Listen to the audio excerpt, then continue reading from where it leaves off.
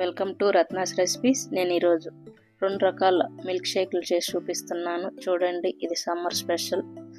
ఎటువంటి ఐస్ వాడకుండా ఈజీగా పిల్లలకి చేసి ఇచ్చేటట్టు చేసి చూపిస్తున్నాను.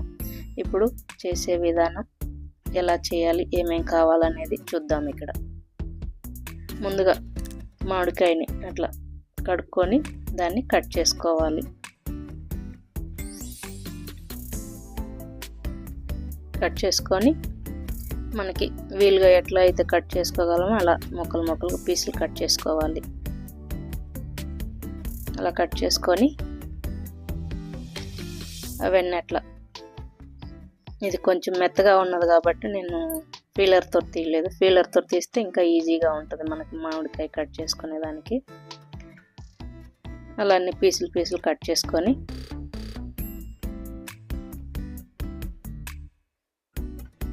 ఇప్పుడు ఆ ముట్టికి ఉంటుంది కదా, అది కూడా అక్కడ అట్లా కట్ చేసుకొని మిక్సీ గిన్నె తీసుకొని మిక్సీ గిన్నెలో ఈ పీసులన్నీ వేసుకోవాలి.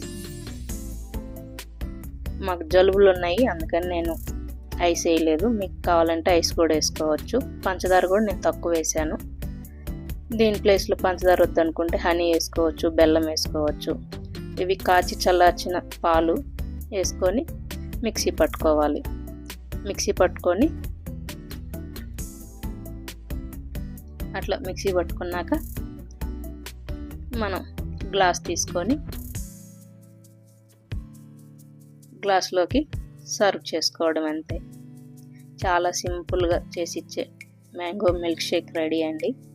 ఇప్పుడు గ్లాసులన్నీ అట్లా పోసుకున్నాక సన్నగా కట్ చేసుకున్న బాదం జీడిపప్పు పీసులు వేసుకొని పలుకులు గార్నిష్ చేసుకొని పిల్లలకి ఇస్తే, ఇప్పుడు మస్క్ మెలన్ మిల్క్ షేక్ అన్నమాట. మస్క్ మెలన్ తీసుకొని అట్లా తొక్కు తీసి అట్లా పీసులుగా కట్ చేసుకోవాలి. అదే మిక్సీ గిన్నెలో ఈ పీసులు వేసుకొని